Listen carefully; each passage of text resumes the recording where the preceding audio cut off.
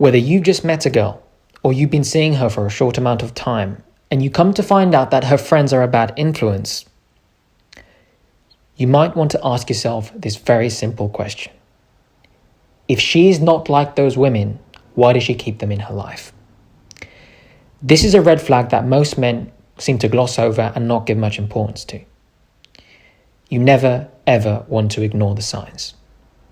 If her friends are a bad influence, then your woman is the same. Now, in this video, I'm going to give you a breakdown of this red flag to educate you on this. And in order to do so, I'm going to read to you a snippet from my book, Relearning Relationships, on page 75, where I go through and I discuss this particular red flag in the chapter of red flag awareness. And I will also add, before I get into it, for anybody who wants to order a copy of my book, the link is in the description or on the About tab on the YouTube channel. You can also go to Amazon and type in Relearning Relationships and order yourself a digital copy and download it directly to your device. Also, the paperback and hardcover versions are currently in review from the moment this video goes live on YouTube. So in the next few days, you'll also be able to pick up a paperback and hardcover version of my book. So with that said, let's continue on with this red flag. Page 75 from my book, Relearning Relationships. Her friends are a bad influence. Friendships play a critical role in our lives. Who we allow into our close circle can either benefit us or, to our detriment, cause serious harm. Humans have always been social creatures. We thrive in communities where we bond and form close unions with others. One very simple method you can use to determine if the girl you are courting is virtuous or not is to simply pay attention to the company she keeps. This will always give you a truthful insight into her character. It says everything you need to know. The friends she has in her life reflect her current standards, values, and state of mind. At the end of the day, actions speak louder than words. You look at what women do, not what they say. If a woman was raised within a nuclear family, received love from her parents, and was taught to live by traditional faith-based values, then there is a high chance she will surround herself with other like-minded females. But you must keep your eyes peeled because some women have been led astray by forming friendships with immoral women. I mean, it's no different than women being led astray by feminism. It goes hand in hand with immoral, immodest women. It misleads them, misguides them. If you happen to meet a girl and her friends are the type to cheat on their boyfriends, cause drama, get involved with drugs and alcohol, use or take advantage of others, and live for pleasure, and then she tells you that she's not like her friends or I'm not like that anymore, then you should use this as your chance to drop her from your life. Naive men tend to fall into the trap of the fake good girl because they thirst after her with lustful eyes, or simply have poor judgment that stems from low self-esteem. Guys, do not be deceived. Bad company corrupts good morals. Women form social ties with those who share the same interests, values, and lifestyle choices as they do. If she disagreed or felt disgusted by the way those girls live, she would cut them out of her life and focus on building bonds with honorable women instead. There is the exception where she may keep those friends in her life because she's afraid she won't be able to make or find new ones. Her friends may also make attempts to sabotage your relationship, causing strife and turning her against you if they don't like you enough. Now, anybody who's been with a woman who has had friends that were a bad influence, then you know exactly what I'm talking about. That can be a headache.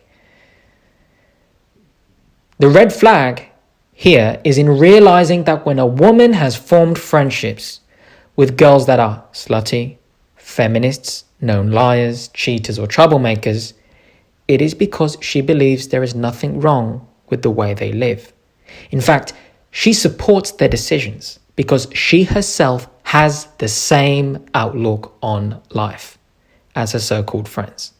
This lets you know that her girlfriends are the types of females that will encourage her to step out on a man, to be independent, to sleep around, to lie, to hide things. Keep in mind that if she ever decided to live the same way her friends do and have some fun, then they will not judge her. Instead, they will celebrate her decision to indulge in their destructive lifestyle.